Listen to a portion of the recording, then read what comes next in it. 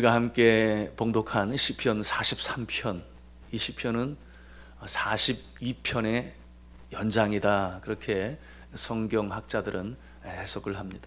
거기는 그러한 이유가 있으니 시편 42편과 43편의 후렴이 같은 내용이에요. 그것이 이제 43편 5절에 있는 말씀인데, 같이 43장 5절 말씀 함께 읽도록 하겠습니다. 시작. 내 영혼아, 내가 어찌하여 낙심하며 어찌하여 내 속에서 불안해하는가. 너는 하나님께 소망을 두라. 그가 나타나 도우심으로 말미암아 내 하나님을 여전히 찬송하리로다. 아멘. 여러분, 이 말씀은 익숙하지 않아요? 어제 우리가 시편 42편에서 두 번이나 반복되어지는 내용이 이제 연결되어지는 43편의 시를 통해 마지막 결론으로 우리에게 영적 교훈을 주고 있으니, 여러분이 교훈을 마스길이라 그렇게 표현한다 그랬죠? 42편 위에 써 있는 것처럼 고라자손의 마스길이다, 영적인 교훈으로 우리에게 주시는 주제가 되는 것입니다. 이 후렴에서 이 시편 기자의 고백처럼 이 세상에서 낙심되고, 그러기에 목장구름이 우리의 마음을 뒤덮을 때가 있습니다. 그럴 때 믿음이 없는 사람들은 좌절하고 절망하고, 결국 그와 같은 모습은 우울증으로 발전하게 되죠. 그럴 때에 믿음이 없는 사람, 이와 같은 모습이 되기 때문에 너무나 마음이 안타까운데, 오늘 성경의 시편 기자는 믿음이 있는 자이니 그렇지 않아요? 그 모습이 어떠합니까? 똑같은 상황에서 어떠한 자세를 갖습니까? 확연히 구분되어지는 모습을 우리가 볼 수 있어요. 그 모습은 그런 마음에 엄습할 때에 자신을 꾸짖는 것입니다. 너는 그러면 안 돼. 내가 왜 그러냐? 너 믿음의 사람 아니야? 이런 내용이 오늘 시편의 구구절절 우리에게 보여주고 있어요. 여러분, 자신의 마음이 낙심으로 불안함으로 가득 차는 것을 허락지 않습니다. 왜냐하면 나는 하나님의 자녀이기 때문에 내 마음을 그렇게 빼앗길 수 없다, 그런 것 아니겠어요? 무릇 지킬 만한 것 중에 너희 마음을 지키라. 생명의 근원이 이에서 남이라.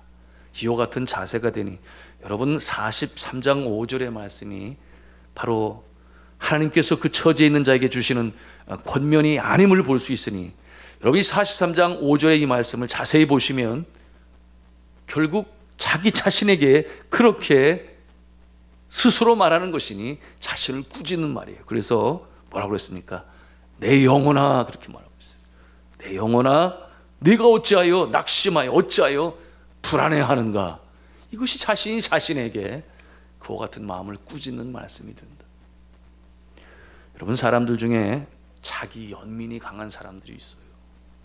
보통 심약한 사람들이다, 뭐 그렇게 표현을 합니다만, 일이 계획된 대로 안 되고 그 결과로 실망스럽고 삶이 곤고해질 때 그냥 주저앉아 버리고 마는 것입니다. 그럴 때 한탄하며 자신을 남들과 비교하여 자신을 불쌍히 여기게 되니 뭐 그러는 거죠. 나는 원래 이 정도밖에 안 되는데 내가 감히 주제넘게 사업은 무슨 사업, 그냥 월급쟁이로 있었어야 되는데, 뭐 이런 한탄을 하지를 않나. 여러분, 이와 같은 모습이 선교지의 전문인 선교사 중에도 있음을 제가 보게 되었는데, 제가 그렇게 말하는 것을 들었어요. 내가 미쳤지.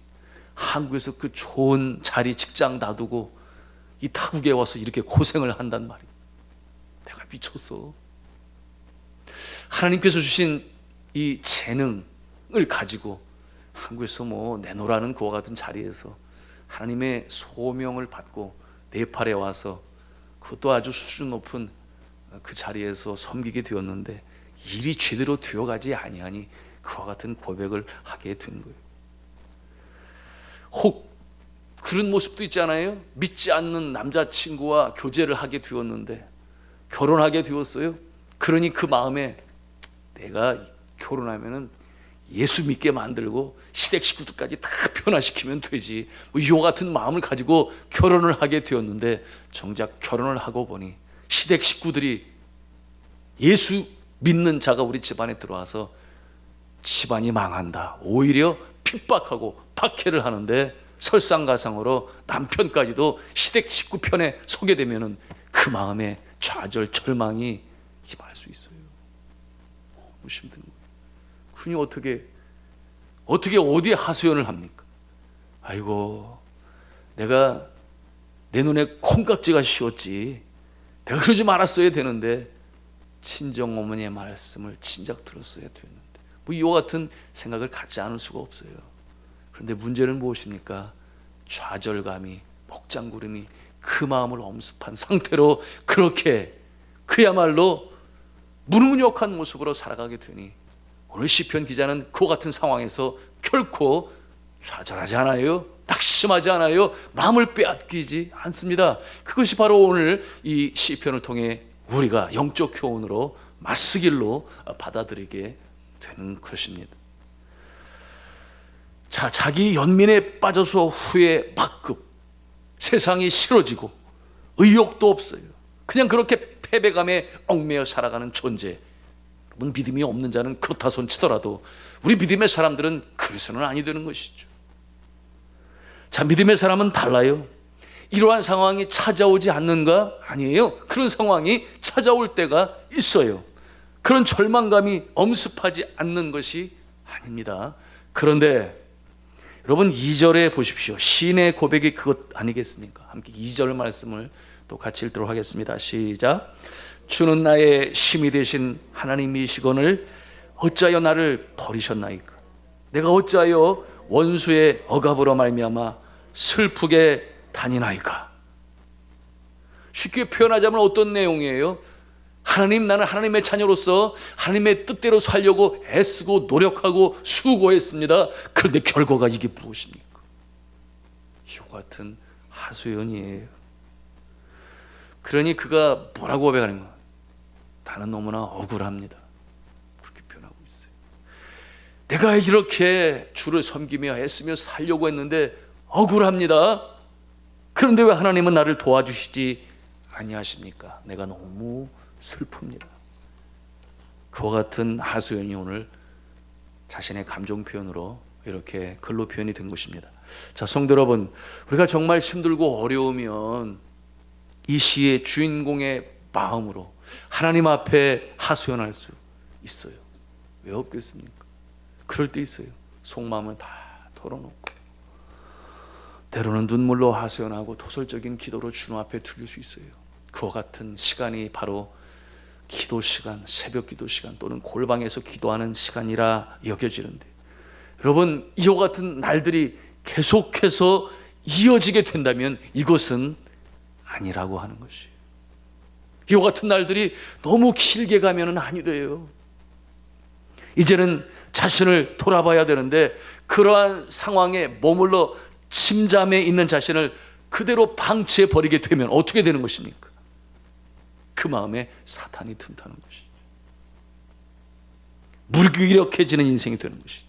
예수를 믿는다고 하면서 교회를 다니지만은 사는 모습이 그저 자기 한 사람 추스기도 바쁜 그저 마다, 여러분 철로역정 휠그림 하우스에 중직자들은 다 가봤는데 믿는다고 하지만 너무나 빼빼 마른 가난한 자의 모습으로 그렇게 신앙생활을 이어가는 모습이 있으니 그것이 주님이 기뻐하시는 모습인가요? 그렇지 않아요. 그래서 오늘 5절에서 믿음의 사람은 외치는 것입니다. 이제 이만큼이면 됐어. 이제 나는 하나님께 소망을 두어야 돼. 이제 그가 나타나셔서 나를 도우실 것이야. 그래서 나는 다시금 승리의 찬송, 감사의 찬송을 불러야 해. 이와 같은 다짐을 갖는 것이죠.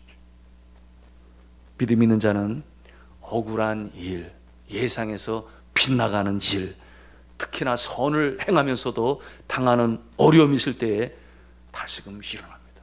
그러므로 종래 요한 니시, 뭐예요? 요한은 승리, 이 깃발을 흔들면서 다시금 주의 자녀로 하나님의 영광을 위해서 살아가는 존재가 되는 것이니, 여러분 이와 같은 모습으로 설 수 있다고 하는 가장 중요한 요소가 무엇이겠습니까? 그것은 바로 하나님께서 나에게 주신 꿈을 잃지 아니하는 것이에요. 하나님께서 내가 기도할 때 주님께서 주신 그 사명 또는 콜링이라고 그러죠. 소명, 주님께서 이루고자 하시는 그것을 소망 중에 믿음으로 바라보면서 반드시 그날이 올 거야. 그것이 마음에 살아있는 한 어떠한 상황 가운데서도 좌절하거나 절망으로 여러 날 여러 달 가게 하지를 않아요. 여러분, 그와 같은 모습은 성경에서 여러 위인들의 모습을 통해서 우리가 발견하는 것입니다.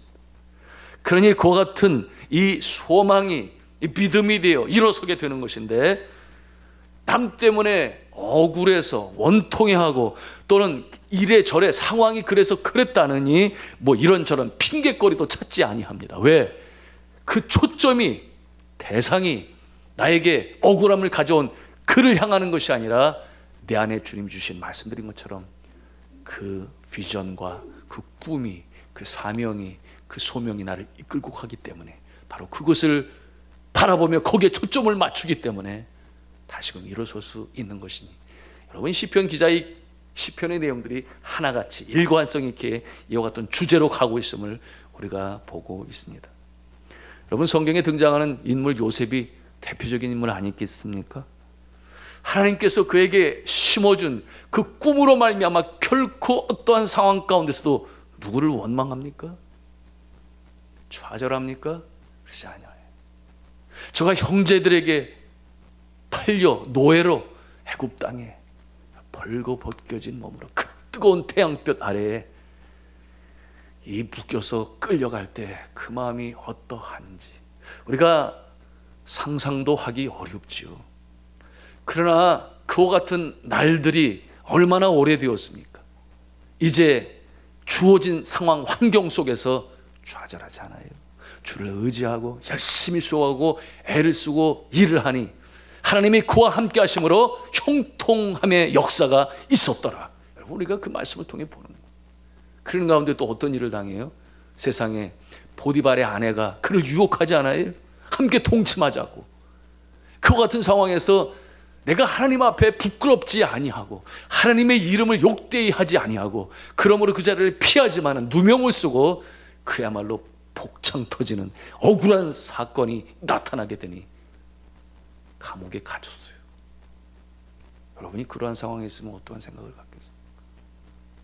그런데 이와 같은 내용을 아주 기가 막히게 해석하시는 목사님이 계시더라고요. 어떻게 해석을 하는가 하면, 이 보디발이 그런 눈치를 다 알고 부인을 알면 얼마나 더 잘 알겠습니까? 그러니까 이 가만 놔뒀다가는 이 아내가 또 쓸데없이 또 찾아가겠구나 이런 생각이 드니 좀 피난을 시켜두어야지. 그래서 감옥에다가 이렇게 모셔두었대요. 세상에, 그 얘기를 들으면서 제가 웃었는데, 여하튼 분명한 것은 그 같은 상황에서 억울한 가운데 있으나 요셉이 거기에 대해서 불평하지 아니하고 그의 마음에 심겨진 꿈이 있으니 하나님이 나와 함께 하시오. 나는 그렇게 영적으로 피폐하고 가난한 모습으로 살아갈 존재가 아니야. 그 같은 마음을 가지고 감옥 안에서도 최선을 다하니, 여러분, 꿈을 해몽하는 일로 인하여 13년의 고난을 마치고 애굽의 총리 대신이 되니, 여러분, 그 시대의 가장 최강국의 그 나라의 총리의 모습이 되니, 여러분, 그를 통하여 축복의 통로 아니었겠습니까? 하나님께서 계획하신 하늘의 별과 같이 바다의 모래와 같이 어디에서? 애굽의 고센 땅에서 이 날강의 삼각 중에 가장 비옥한 지대에 그 땅으로 하나님께서 허락하시니, 누구 때문에? 요셉 때문에. 중다하여 번성하여 저들이 나올 때 핏몸으로 나왔나요? 그냥 모든 보물들 금부치들 다 가지고 나와서 약속의 땅 가나안으로 전진하지 않습니다. 여러분, 믿음의 사람은 그 날을 믿음의 눈으로 바라보면서 소망 중에 달려갑니다. 무엇 때문에 그런다고 그랬어요? 하나님이 나에게 주신 비전 때문에, 꿈 때문에, 소명, 사명 때문에. 4절 말씀이 늘 가슴에 새겨져 있는 것입니다. 여러분, 그 4절 말씀 어떤 내용이 함께 읽겠습니다. 시작. 그런즉 내가 하나님의 제단에 나아가 나의 큰 기쁨의 하나님께 이르리이다. 하나님이여, 나의 하나님이여, 내가 수금으로 주를 찬양하리로다. 아멘. 자, 사랑하는 성도 여러분, 우리가 때때로 험산줄령 눈물의 골짜기를 걸을지라도 믿음으로 굳꿈을 놓지 아니하는 자는 마침내 벗어나게 되는 것이, 그 사망의 음침한 골짜기에서도 주와 함께 하시니 주의 지팡이와 막대기가 나를 안위하신다. 여러분, 이와 같은 확신을 가지고 가는 자들은 그렇게 오랫동안 침잠하지 아니하니 다시금 일어서게 되니 우리 어디 있어요? 염려 근심이 내 마음을 지배해요? 허락지 아니에요. 저는 이와 같은 모습이 작금의 어떤 어려움이 있을지 몰라도 이 소망, 믿음 중에 바라보니 회복되어서 이 고백처럼 내가 하나님의 전에 나아가 바로 이 주의 전에, 주의 몸된 교회에서 찬송하며 영광을 올리고 수금으로 주를 찬송하며 감사하는 역사가 있기를 주 예수 그리스도의 이름으로 축복합니다. 여러분, 한국 전쟁 당시에 한국에 선교사로 오신 분이 계신데 이분의 이름이 로벤 토레이라고 하는 분이세요. 로벤 토레이, 잘 안 알려져 있는 이름이죠.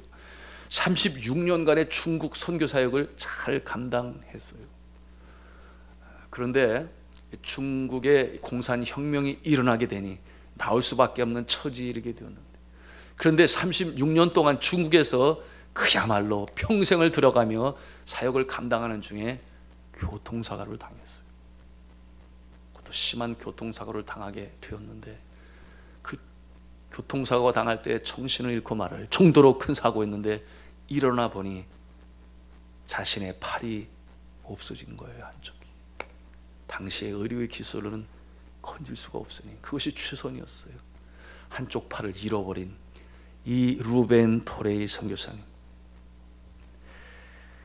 여러분, 이와 같은 상황에 내가 처해 있다면 어떤 상황이 될까요?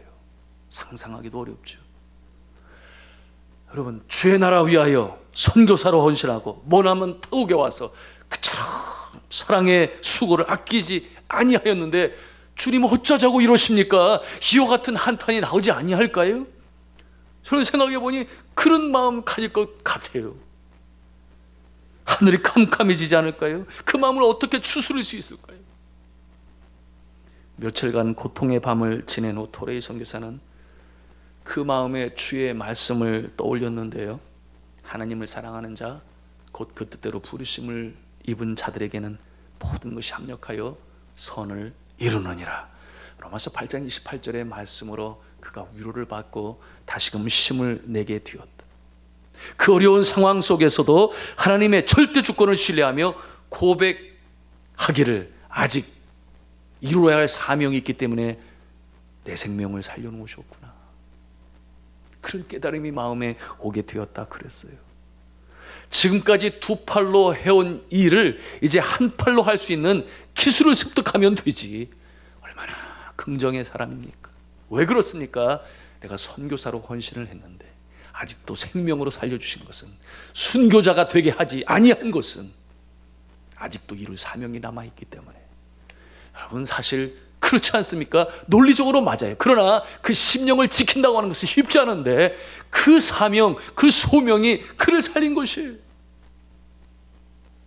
그가 병상에서 기도했답니다. 하나님이 이 한쪽 팔을 가져가시니 감사합니다. 그러나 지금까지 하나님께서 두 팔을 주신 분도 하나님이시니, 그러니 또 이 한 팔을 통해서도 하나님께서 역사하실 것을 믿고 감사합니다. 이렇게 기도를 하니까 그 곁에 있는 사람들이 그 모습을 보면서 교통사고로 인해서 한 팔이 날아가더니 이제 마음까지도 날아갔네, 제정신이 아니야, 그렇게 그 모습을 보면서 이해를 하지 못했다 그랬습니다. 그런데 미국으로 돌아가서 재활치료를 받던 그가 의수와 의족을 만드는 그와 같은 기술을 배우게 되었어요. 일단 자신에게 처한 상황이니 거기에 대한 관심을 갖게 되었고, 그것을 통해서 소망을 갖게 되었는데, 그렇구나, 나처럼 팔을 잃은 사람들이 세상에 많이 있을 텐데 의수와 의족으로 다시금 소망을 가질 수 있다면 얼마나 좋은가, 그와 같은 마음을 가지고 열심히 배웠습니다. 그리고 이제 이 기술을 가지고 어디에 갈 것인가. 당시에 전쟁이 일어난 나라가 있었으니 1950년 바로 6.25 전쟁, 한국 전쟁이 발발한 그 모습을 보면서 전쟁을 통해서 팔과 다리를 잃어버린 사람이 많이 있을 거야. 내가 가야 할 곳은 이제 거기야. 하나님이 보여주셨어. 그래서 한국 땅에 온 것이 1952년도였어요. 아직 한국 전쟁이 끝나기 전에.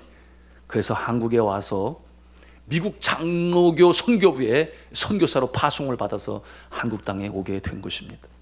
그는 재활병원을 시작해서 의수족을 만들어 보급하면서 예수님의 사랑을 증거했습니다.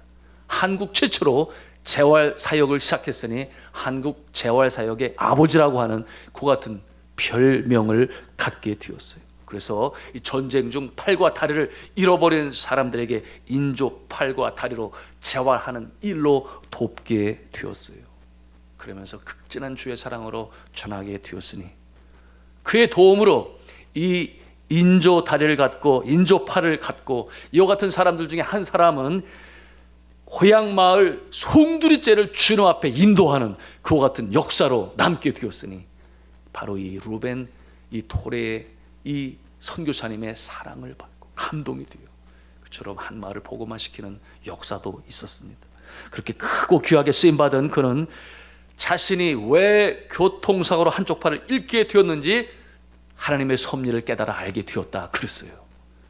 내가 중국에서 팔을 잃지 않았다라면 이렇게 한국에서 중국에서 역사한 것보다 더 크고 놀라운 역사를 체험할 수 있는 기회를 갖지 못했을 것인데 하나님이 이렇게 보람으로 채우시는구나. 너무나 감사하다. 그와 같은 고백을 하나님께 드렸습니다. 그는 71세까지 주의 사랑으로 한국에서 사랑을 전했습니다. 그리고 그를 통하여 도움을 받은 자들이 무려 4,500명에 이르게 되었어요. 그것이 6년 동안 사역한 결과였습니다. 그리고 이 루벤 선교사 부부가 대한민국을 떠나는 날의 모습을 그의 딸 루벤 클레어 존슨이 쓴 이 루벤 토레이 선교사의 전기, 그 책이 한국말로도 쓰여지게 번역이 되었으니 좋은 씨앗에서 출판되었는데 그 제목이 내 사랑 황하를 흘러 이와 같은 책이에요. 중국과 한국에 이어지는 선교사역에 관한 책인데 그날의 기록이 이렇게 되어 있어요. 김포공항에서는 많은 성도들이 우리 다시 만날 때까지 찬송을 부르며 언젠가 주님 품 안에서 만날 그날을 기다리며 눈물로 환송을 했다. 그리고 그는 1970년 2월 23일 83세 일기로 하늘 아버지의 품에 안기게 되었습니다. 그런데 이 루벤 토레이 선교사의 자녀가 선교사의 자녀로 크지 않았겠습니까? 그래서 대를 이어 이 한국 민족을 주의 사랑으로 섬겼으니 여러분 그는 그의 이름이 루벤 아초 토레이라고 그래요. 루벤 아초 토레이. 여러분 그분의 이름이 우리에게는 어떤 이름으로 잘 알려져 있느냐? 대천덕 신부. 그 이름으로 더 잘 알려져 있으니 강원도 태백에서 예수원이라고 하는 영성훈련센터를 만들었어. 특별히 젊은이들에게 주의 성품을 가슴에 심어 새로운 새 생명으로 살아간 일에 평생을 바친 토레이. 여러분 많이 들어보셨을 거예요. 그와 같은 모습으로 대를 이어 섬기게 되었으니 여러분 이와 같은 참으로 존경받을 만한 이 선교사의 영성이 어떻게 시작이 되었는가? 여러분 이 루벤 토레이 선교사의 아버지는 여러분 그 유명한 무디 바이블 인스티튜트라고 하는 여러분 무디 성경 신학교의 총장을 지낸 분의 아들이었어요. 그 신앙을 이어받아 중국 선교사로 나가게 되고 한국으로 오게 된 것이.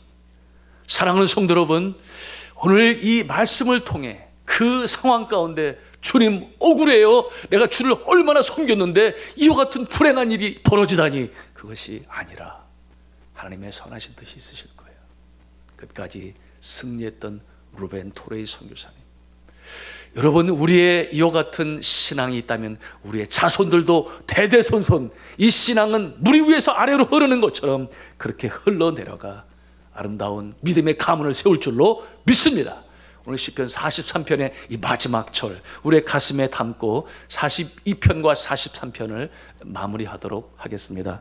우리 5절 말씀 같이 읽도록 하겠습니다. 시작. 내 영혼아 내가 어찌하여 낙심하며 어찌하여 내 속에서 불안해하는가? 너는 하나님께 소망을 두라. 그가 나타나 도우심으로 말미암아 내 하나님을 여전히 찬송하리로다. 아멘.